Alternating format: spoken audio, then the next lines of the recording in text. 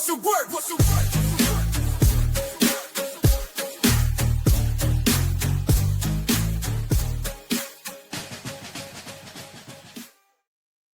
I mean, when you hear the music, it can only be one thing. It's the Bees of Boxing back again, another week after another weekend of exciting fights.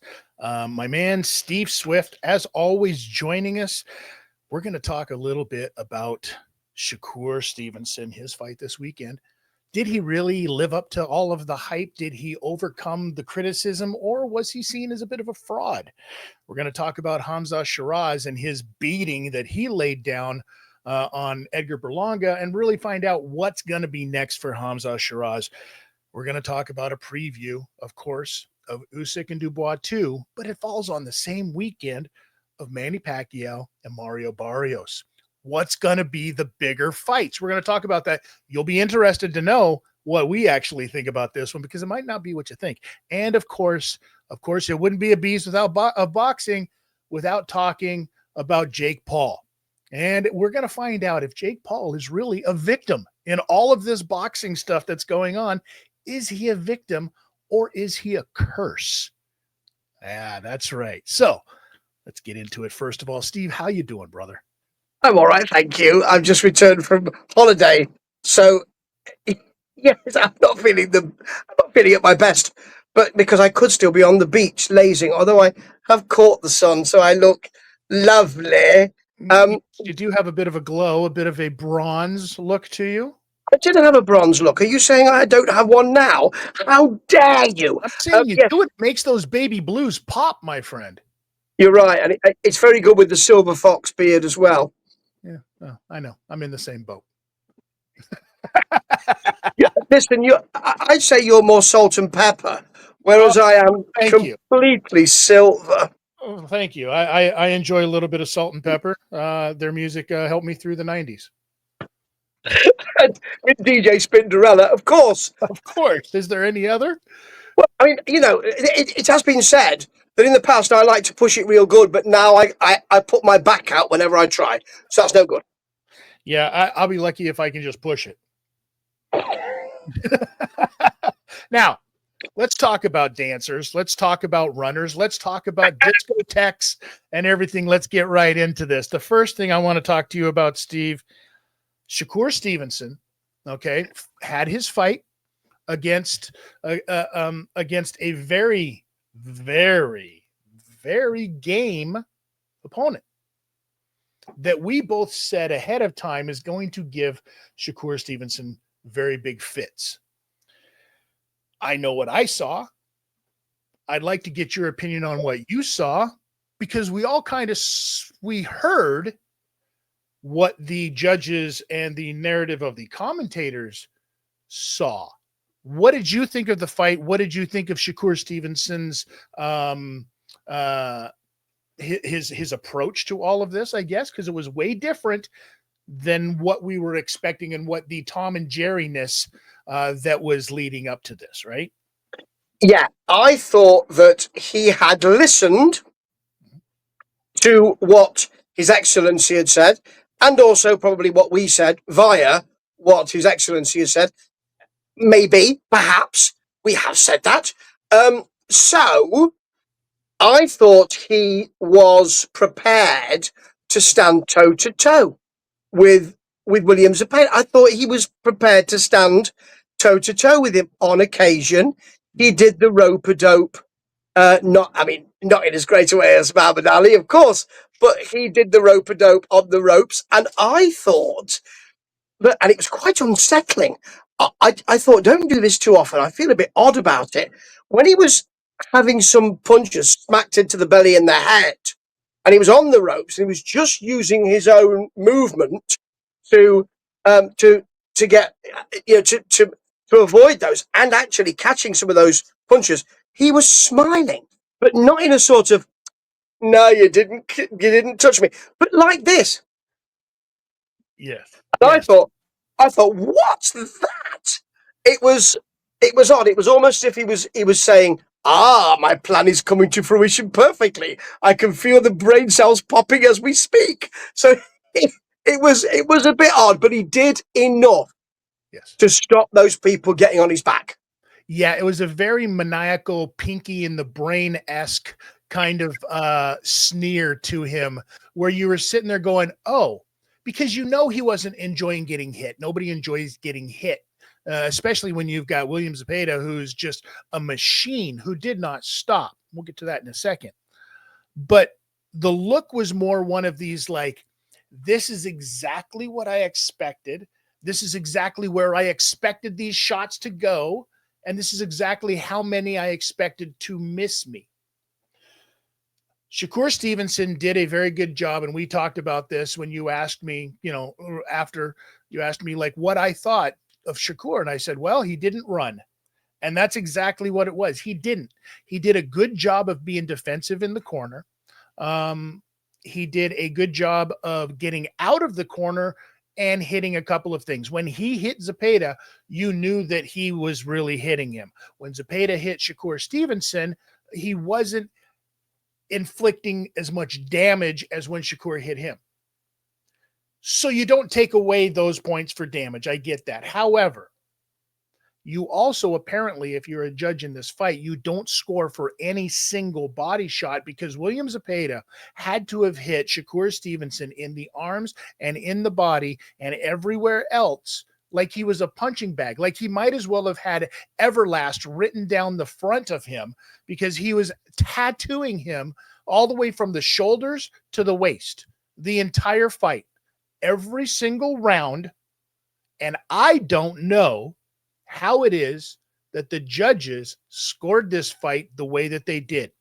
Because if you watched this fight with the sound off and you tried to judge it yourself, you judged this fight for William Zepeda. If you didn't, you're a liar. Clarissa Shields, sit down and shut up. Here's the reality of it, though. That narrative doesn't fit, in my opinion. They've got too much on the line with Shakur Stevenson now going forward, especially with the situation of Gervonta Davis and the legal stuff going on right now. So that's put a bit of a fire underneath all of this. And I'm not saying that there's any kind of chicanery afoot, but you know as well as I do that if certain things go a distance, a hometown nod is always beneficial.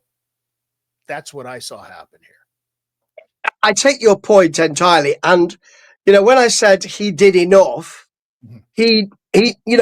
what I detected behind all of the stuff, with the turkey, Al-Sheikh, we're going to get the ring coming down, which was a complete coincidence. I'll just repeat again, a complete coincidence that we'd just done that 5.5 hours before. However, but I'll just repeat that. Only a coincidence, though. However, I thought that all of that was telling him we need to see something. Now, we don't need to see everything. And clearly, you could say, if you were being nice, well, he's picking his punches. I just wish he'd pick a few more of them. And all of that kind of, I'm quite a sucker, I'll admit it, for all that kind of, whoa, look at me, I'm avoiding punches. I like that, and I always have. It's a weakness in me. It's not the only one. The police know the others, but I think I was pulled into that, and I think he did enough for them to say, okay, you're not an absolute disaster. We can now work with you. You're right. This is about the business of boxing. They needed someone they could work with. They now have that. Yeah. Yeah. And I think that moving forward, I think that William Zepeda also increased his stock. I think he gained a ton of new fans after all of this. And I think that it'll be very nice to see what he can do going forward, who they line him up with, because I guarantee you, Sheik's going to pay him some money. I agree. And we talked about the A side and the B side. We're not talking about any chicanery, obviously. Right. But there's an A side and a B side here. And, Zepeda's on the B side of this. So, you could say he ain't going to win. He's never going to win. That's not the case. But, as you say, it's your hometown boy in a different way, isn't it? With Shakur Stevenson. There's more on the line. So going into that fight, you've got to think, I probably need to get out to the locker room and run if there's an upset. Yeah, 100%. 100%. Also on this card, your boy came through shining colors. We were worried. Now I'm going to call you on this one, Steve, because you were chewing your nails a little bit.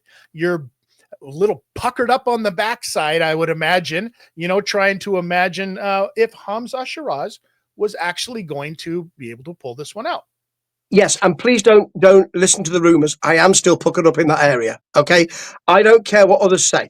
Now, I said on my podcast, and I'll do it again. I was wrong. I was wrong. I've done this before, and I thought he would lose. And I thought that coming into this fight, particularly with Berlanga, ignoring him really at the press conference and throwing, I'll say it again, a wig. Yes, a wig at Oscar de la Hoya, because it's a stripper's wig, Oscar, and you know, all of that. I mean, you don't often see somebody bypassing the opponent to say, I know, I'm getting nothing from Hamzah. I'll go to the promoter and try and get some trouble there. I thought that with him being completely closed down, and you made a good point last week that he did seem completely closed down, and I thought maybe he is wilting in the spotlight. And he wasn't. And it wasn't that. I mean, anybody can say that a punch is a lucky punch. All punches that get through are in some way lucky. They're bound to be. However, even if you set them up well. However, I thought that he took Berlanga's early assault really well. And I thought that he was waiting for that extreme avoidance of Berlanga where he bends at the waist. And I'm just waiting for a hook. I thought it was beautifully done. And I mean, that set the whole thing up. Berlanga probably shouldn't have come out for round 7. But was it round 7? No, it was. It was round 5, wasn't it? But there you go. It was beautifully done. I don't know where Berlanga goes from here. May I suggest dinner halls, because I don't think he's got anything else. Listen, but I was surprised that he was ranked as high as he was in all of this, to be honest with you. I don't know where Edgar Berlanga goes. I mean, there's lots of fights out there for him. Listen, give me him and Jaime Munguia. I'm okay with that. Yeah, give me Berlanga and Caleb Plant at this point. I'm okay with that, right? But let's talk about, where does Sheeraz go from here? Because a lot of pressure is put on a guy who doesn't really fit into those rankings. And now right away, everybody starts talking about, well, he should fight Canelo. He should fight Canelo next year, right? Do you think that's a setup? Because I don't know if that's because we know how Canelo reacts to these things, and we know how Canelo fights guys like this. I don't necessarily think that Canelo is a fight that a guy like Sheeraz needs in his lineage, in his box rec. I don't think he needs that name for his legacy whatsoever. I think he needs another. I think there are two things. The first thing is, I'll come back to this in a minute, but I want that fight, and because I dislike Canelo's work. And the other thing, and I'll be honest, you know that. And the other thing is, I think he needs, if he's going to take that fight, then he needs another fight before that. I believe he needs a step up fight just to make sure that it's cemented and that it's not just completely lucky. He doesn't fall to pieces. So he's got to put him in there with. Who do you put him in there with next? I got 2 names for you that I would go throw. on. The first one is I don't know, and that's Christian Mbili. Yeah, because that's the number 1 guy right now. But who's the number 2 guy? Because there's one thing that we talk about with Hamzah Sheeraz is he is a bit of a weight bully, because he is way big for that division. What did he weigh? 167.5. So he's going to fight at that 168 class, right? That's where Canelo is. Okay. Let me put this out there. 6'3", 23-0 with 18 knockouts. Number 2, Diego Pacheco. That's the fight that I think you see for Sheeraz, because if we're going to throw him to the Lions, let's throw him to the Lions, because if he gets through that test, there is no doubt in my mind whatsoever that he should have that Canelo Alvarez fight next. Yes, and He does need another fight, but I don't think you're right about the weight bully stuff. But I don't think anybody wants, or I don't think management want him to fight anybody who is similar in stature to him. I think they look at Canelo and go, "Oh, he's got 6 inches on him, or even 7. He's got 7 inches in reach advantage. He can keep him away all night with that jab, and then he'll nullify that Frankenstein's monster walking forward thing." Hmm. So you're quite right. It does need another fight, but it needs a careful fight. I don't think you want to throw him to the lions, because essentially that's what people said was happening with Berlanga. We're just gonna have him step up hugely. Well, he hopped up and knocked him out. So I think what the general feeling and consensus that I'm reading and hearing is, well, he deserves it now, actually. Now, I don't believe he does. Well, I think he deserves it, but I think he needs another fight. But I think you need another fight that's tasty, but it's not going to really worry him too much. So then you give him Caleb Plant. Yeah. You give him Caleb Plant, because even though, Caleb's like the number 6 guy in Ring Magazine, right? So it's not real. It's still kind of almost a lateral movement at this point. It's a guy that has fought Canelo and that had a very good outing against Canelo until he didn't, which is like most guys with Canelo. But Caleb Plant, you were sitting there watching those first 5 rounds going, holy crap, Caleb Plant is taking it to him and taking it to him well. So there's a fight that I think that you could give him. If you're not going to throw him in against the number 1, number 2 guy, then you throw him in a lateral movement to somebody who's got a name that can sell a fight for him. Because that's the problem going into it right now. The business end of the boxing, I mean, Sheeraz needs a mouth of the South. He needs somebody to talk for him, because he can't do what he did with Berlanga. Berlanga is a guy who's going to yip the entire time, but most guys are not. Diego Pacheco's not. Christian and Billy is not. Caleb Plant will. You know what I mean? Even Canelo Alvarez is not, unless you say something to him. And then it's just going to be the same rhetoric back. You're just here for a payday. Shut up. Yeah. So he needs to have somebody there, or he needs to learn how to talk. He does. And he needs that business of boxing stuff. He needs that. Or he needs someone who will speak for him as his manager, as his promoter. That's what he needs. Let me throw there for you. Let me throw this name out there for you, because if we're going to talk about, guys, Brits who are going to fight, let's do it in Britain. Okay, let's do it against a guy who shouldn't have been fighting at the weight that he fought at so low before, who just came off of a very big win, who also happens to have a bit of a rub because of his name right now. Say Chris Eubank Jr.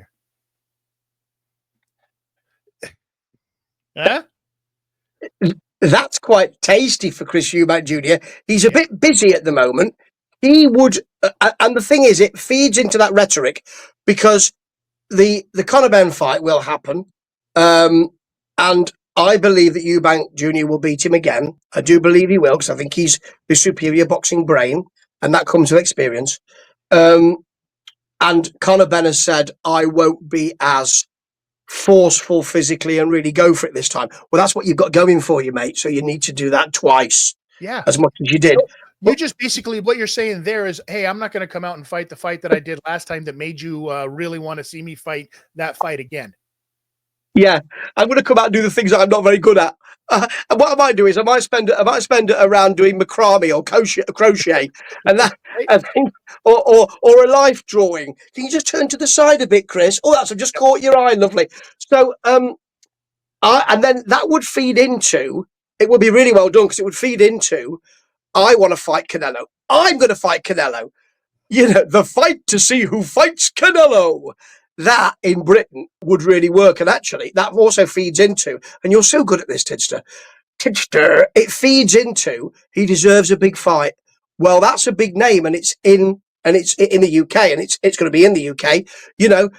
Let's put it at a football ground. Let's get that. It would sell. And you get Frank Warren on there, you get Eddie Hearn in, stirring the pot. You do all of that, and it works. Either Plant, who will sell that for you, or Chris Eubank Jr., who will also sell it in a more witty and urbane way, but he will talk for you. But you're quite right. to go anywhere in this sport, he needs to learn to talk or get a mouth of the south. He does. He needs to do that. If he doesn't get that, then he won't go very far. That's the thing. That's the thing about the business of boxing, isn't it? 100% is. I mean, I think at this point, with I think he could go full 1980s wrestling rhetoric, right? He could be the real Iron Sheik out there, just smashing dudes. I don't know. Let's bring it back. Caleb Plant, number one. That's right. I humble you. That's what he'd be saying to Caleb Plant. He's going to humble him. Listen, there's one thing that I want to talk to you about this one, because this weekend coming up, we have a couple of cards. And the big one that everybody seems to be talking about happens to be Alexander Usyk against Daniel Dubois 2, the battle for the belt, or the battle below the belt. Let's see what actually happens here. But let's talk about this for a second, because we've got an undercard for this that is absolute drizzling shits. I'm just going to say it right now. There is nothing on this undercard that makes me excited about seeing anything. Now, that being said, I'm going to look at this the same way that I look at some of those UFC or MMA fight nights that don't have the same kind of name value as well. Because typically what you find on these fight cards, in boxing as well, is that some of these fighters really show up. They come to fight, and they want to put on a show. Now, it makes me nervous thinking about what it's going to be at the end of the night, because we know how sometimes that happens in boxing. But you've got, let's look at this: Lawrence Okoli, Kevin Lorena, Daniel Lapin, Lewis Edmondson, Vladislav Sarenko, Solomon Dakres, Adam Hamed, Ezekiel Gregoris, Lasha Garuli, James Francis. Do you know any of those names? Apart from Okoli, then they're not names that are on the tip of my tongue. And even Lawrence Okoli isn't often there. So Right. no, it's purely, in my view, it smacks of not bothering. I don't know if that's the case. That might not be the case. That might just be we just tried and we couldn't. But you have a promoter here who is very well experienced and is generally marvelous. And so it just looks to me as if, well, you're not coming for that anyway, are you? Right. We could put a judge the best dog show on, and that sort of thing, or odd shaped vegetables. We could do that one, which actually I prefer to see. But because those carrots, they do look like cocks and balls sometimes, which is very funny. But the thing is, it is about, well, you won't want to see any of that, will you? Because this is the fight. I mean, that's correct. That this is the fight you want, and I can call it, in that I'm telling you now, Usyk will prevail. He is an extraordinary generational boxer, and he will prevail because he is a boxer. He's not just a knockout merchant, get you out of there. But there's something in the back of my mind which is saying he's reaching the end of his career, and it's a passing the torch moment. And I'm not quite sure, which is odd in boxing for me, because I'm usually sure and then I get proved wrong. But I think that I just don't know. Well, let's put on the wrestling promoter hat for a second, if we will, in boxing. Let's talk about that end of it, and the way that I usually do. Does it make more sense to you for Usyk to get that money fight that we're talking about with Tyson Fury, who happens to be back in the rankings, I might add? I don't know if you saw this one or not. Ranked number one. He retired, came back, did nothing, and gets that number one ranking. So something is afoot here. Do you stand the chance of having Usyk and Fury fight again and there being belts involved? I say no. So what do? You have to get those belts off of Usyk. So you give him to the young guy. You have the young guy go over on Usyk. He's got the belts. He moves forward with the division. Usyk can go into that old guy, make your money before you ride off into the sunset that he so rightfully deserves. Get his fight against Tyson Fury that none of us want to see, but hey, it's going to pay you a lot of money, and do your thing, and or finally get that Anthony Joshua fight or whatever. That's the wrestling promoter in me saying the booker in me saying those kinds of things. It's not out of the realm. We just saw what happens when the hometown guy can get the nod on a decision. There's good money to be made on Dubois winning this fight. There is, and you'd have to book it so that Usyk can save face. 100%. So maybe there'll be a split decision, or even more than that. You could have another situation like a low blow, in which this time it's more egregious, and the referee just says, "Carry on," and then he can't get his wind. It happens late in the fight. They're fairly close because Dubois worked the body, which is his Achilles heel, all the way through the fight, and Usyk's keeping up with him, but he's the older man.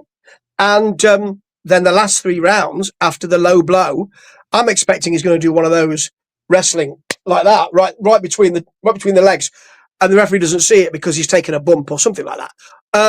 Or there's somebody on the apron. Maybe it's His Excellency on the apron distracting the referee. And here's what it is. It's the tie-up. They turn. Usyk's got a hold of the arm. Dubois turns to face the referee, so his back is to Usyk, gives him the old Ric Flair mule kick, right?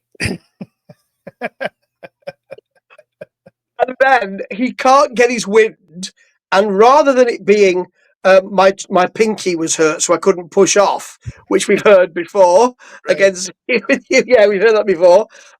It's well, I tried as hard as I could, but after he low blowed me, I just couldn't get my wind back. And there'll be people like me going, "That's outrageous! He should be the champion," and he saves face. You booked it. It's beautiful. I'm expecting that will happen now. Yeah, I know, that's the scary part. Now, on this same night, Steve, when we talk about the exact opposite of a card of what is happening on the same team. So we talk about the Dubois Usyk fight is happening on DAZN. DAZN is finally like, this is the original kind of DAZN shit that I would have expected. We give you one fight and a bunch of like meh.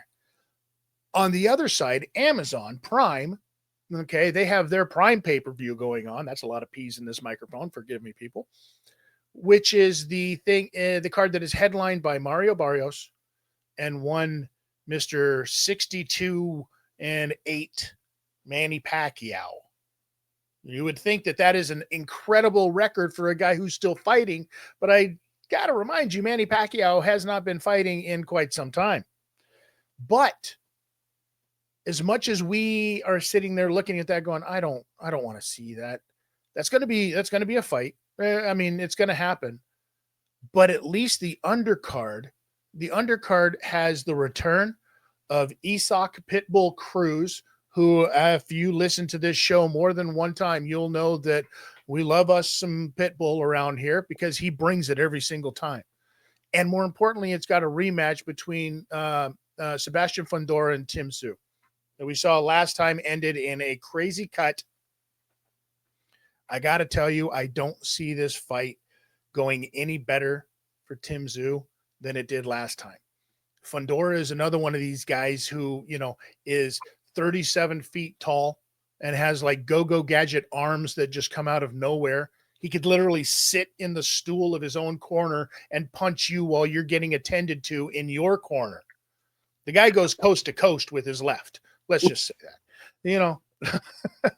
It's unreal. But these are intriguing fights with people that there's story behind some of these guys. You know who they are as fighters. If you're asking my opinion, who wins in this one, I think Prime wins on the overall thing. But unfortunately, it's Manny Pacquiao at the top. What you got? Yes, it's the converse of, and I'm not talking about trainers or sneakers, folks. It's the converse of the Dubois and Usyk fight, isn't it? Yeah. Because that one says, great main event. You're not bothered about the rest of it, are you? This one says, main event a bit dodgy.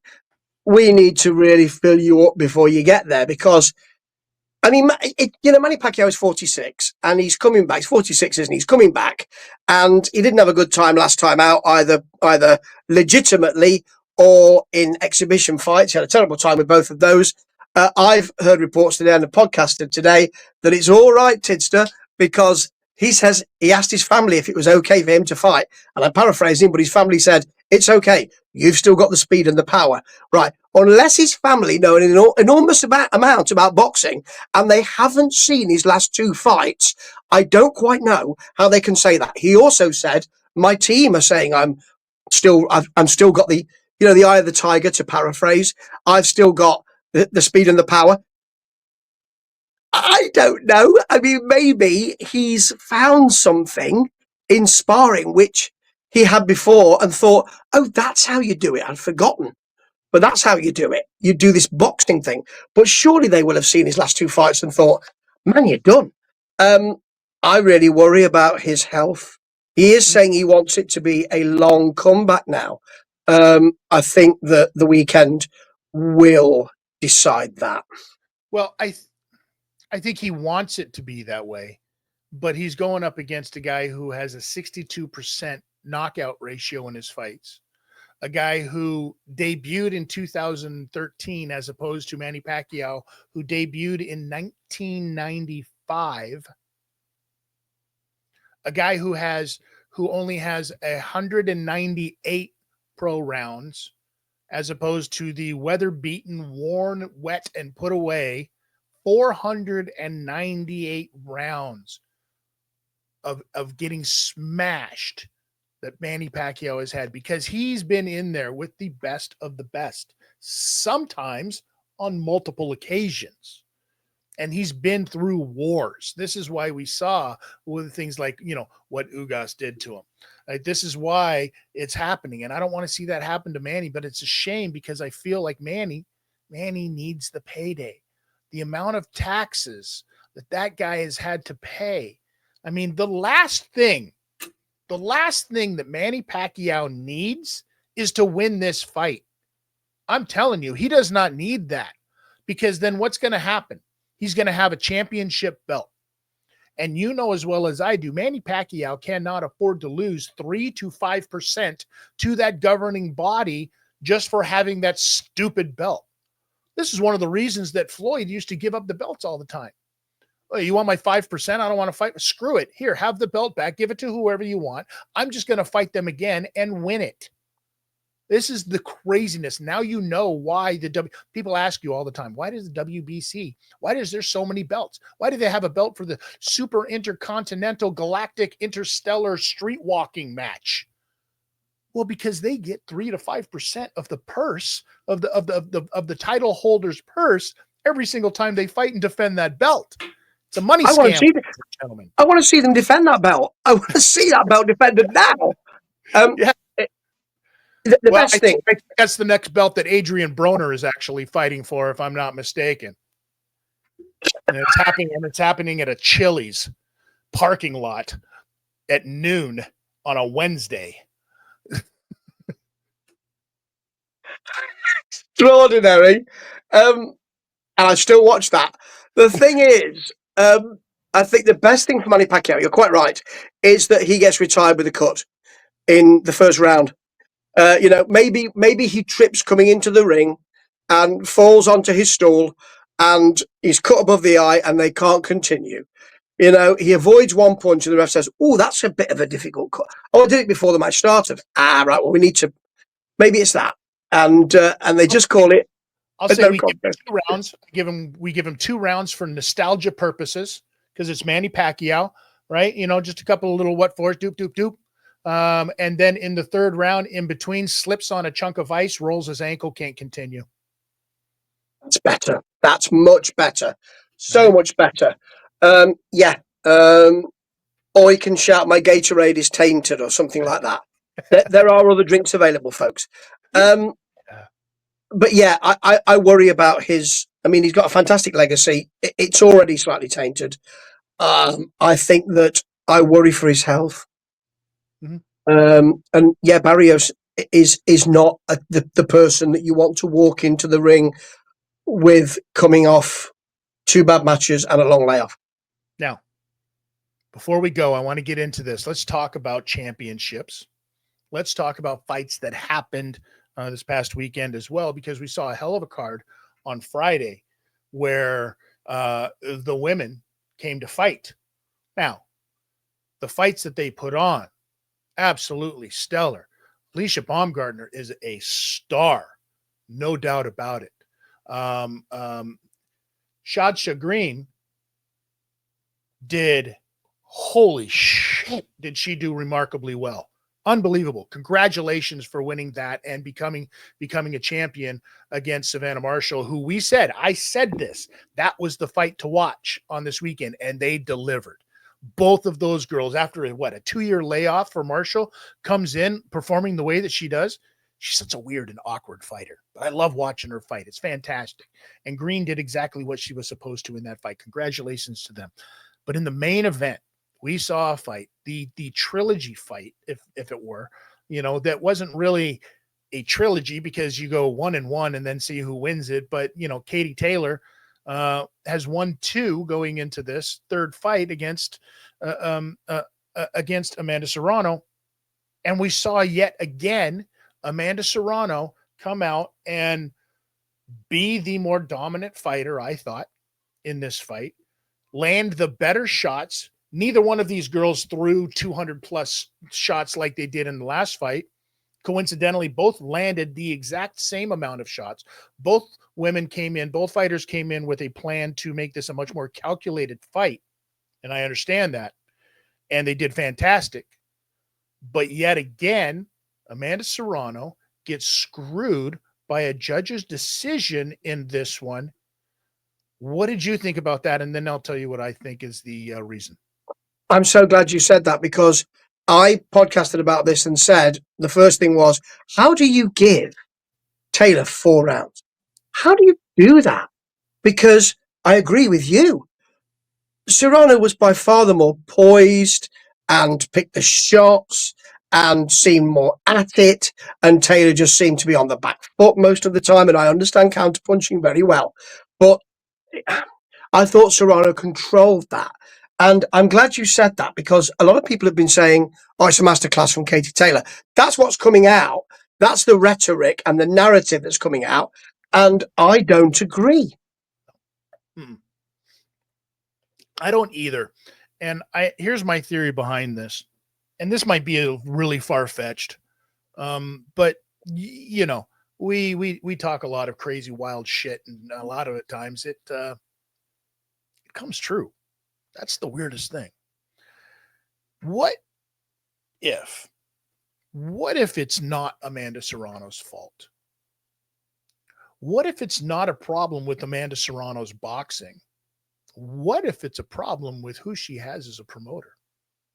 What if this is boxing's way of getting to Jake Paul? What if Jake Paul is a curse rather than a blessing, because the boxing world doesn't want to let him in?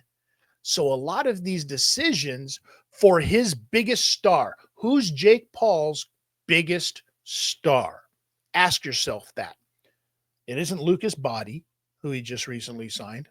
Shout out Lucas Body. Great knockout, great boxer, great fighter, going to do great things. The biggest stars is Amanda Serrano. So if you can keep that under your thumb in any way, shape, or form, because you know that these aren't going to go to a knockout, all of these fights that she has are going to go to decisions, and you give the nod the other way every time, that is a crazy thing to do against somebody that you don't want around the business on that end of it. What's It's an interesting thought. He's an upstart, isn't he? And we spoke about this last week, I think, around him leaning into the kind of bad guy persona and all of that, and healing it up, all of that. He is an upstart who will not be modest he's not a kind of, you know, Eddie Hearn will make some extraordinary comments, but he does it within the parameters of boxing commentary that you would expect. He doesn't say something akin to, I'm like Muhammad Ali, which I'm paraphrasing, and it's just my opinion. So I'm not a journalist, Jake. But the thing is, he's entirely entitled to say that. And I think I commented on it and said, how dare he? But actually, he's entirely entitled to say that. But he doesn't follow the rules. He's not hanging around and he's not paying his dues. And that's one of the worst things in boxing, because you pay your mother-loving dues, don't you? You know, we see this with Boxer. The best thing that could happen is that he loses, that Ben Shalom loses that. It doesn't feel that way now, I'm sure, but that he loses that big deal, and then comes back because he's paid his dues, quite literally in his case, paid his dues, and he's coming on slowly. There's no time for Jake Paul with that. The influencer world, no time. And people in boxing, you might be right, don't like that. You know, you are a jumped up pantry boy who does not know his place, to quote a play that I like. So maybe it's that sort of feel, but I don't know who would be doing that, because all promoters I know are lovely and great people. And always on the up and up, right? Yeah.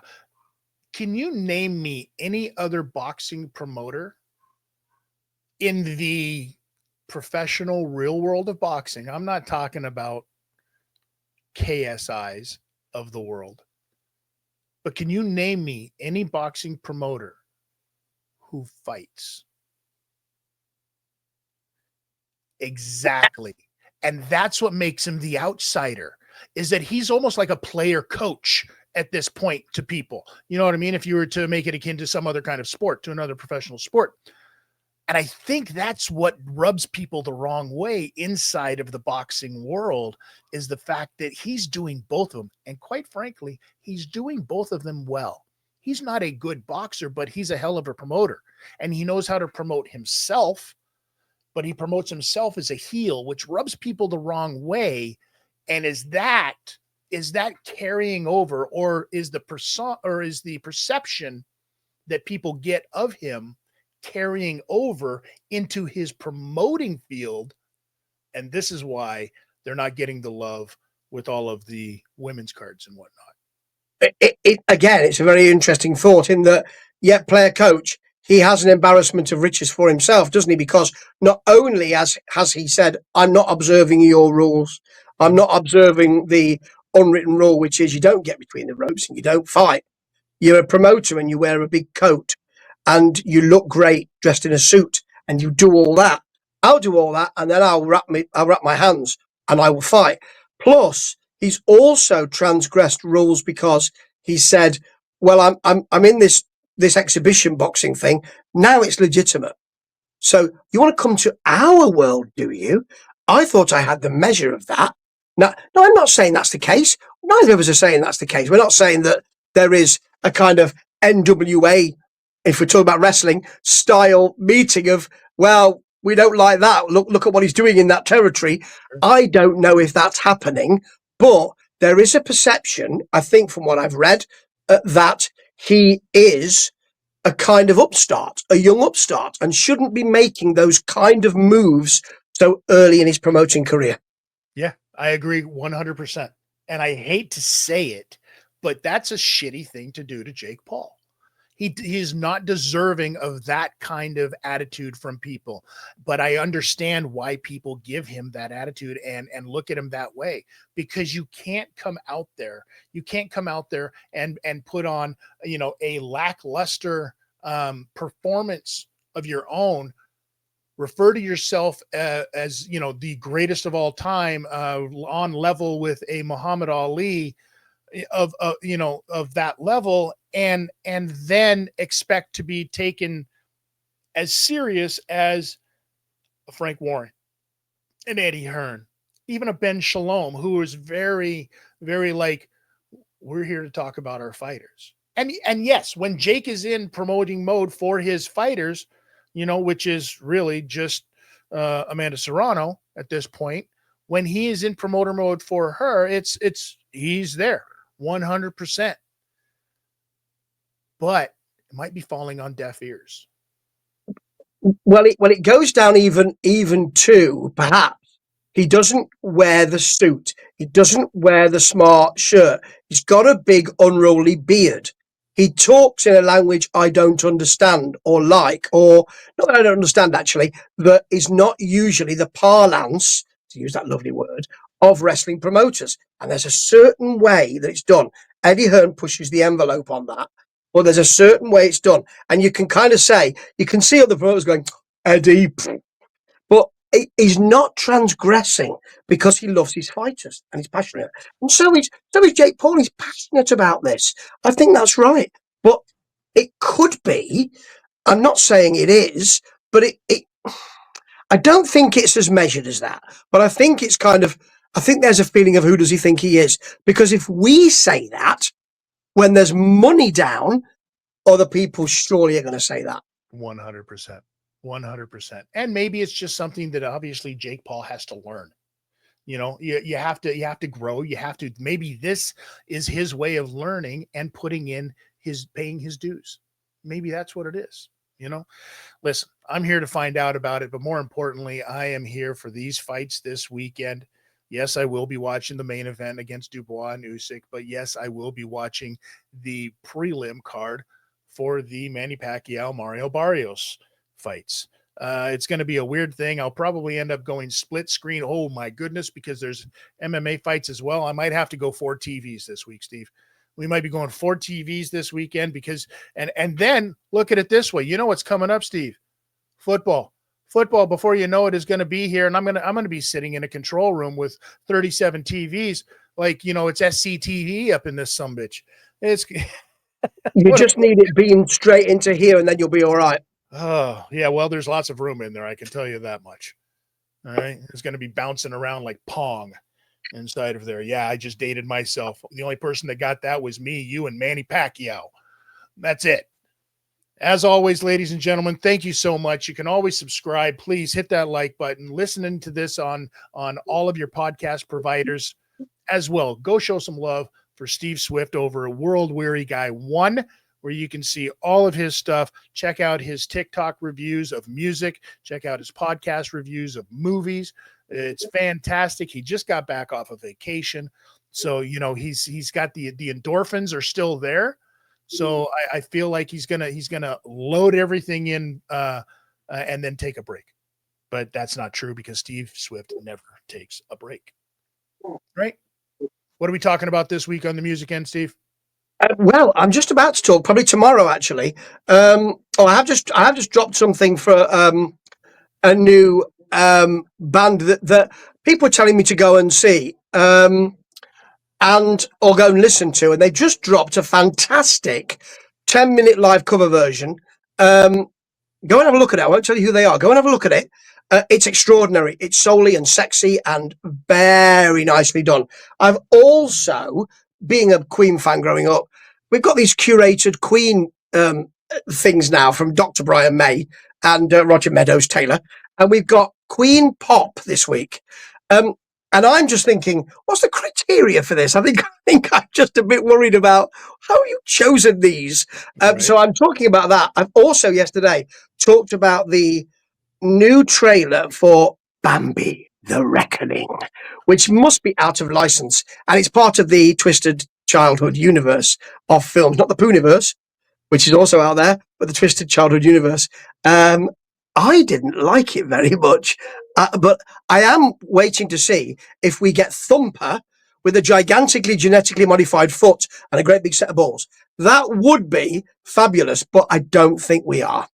Well, I mean, listen, Bambi probably pissed, gonna have a little bit of revenge. We've all seen those movies, you know, and it's killed her mother. What do you expect? And just for the record, the Pooniverse should be hyphenated, because I looked up Pooniverse and it wasn't exactly what I thought it was at all, Steve. Shame on you for pointing me in that direction. You need to put an H after the poo. Oh. That's where you're going wrong. Oh, well, all right. There you go. I was just going Poon But yeah, I'm sorry. My bad. All right. Listen, we're going to get up and out of here. Enjoy the fights. Enjoy this. Spread the love. And I'm Chris. He's Steve. One thing you always got to remember, one thing you definitely got to remember if you're Alexander Usyk, make sure you wear your cup. And make sure, boys, when you're in that ring, tuck your chin.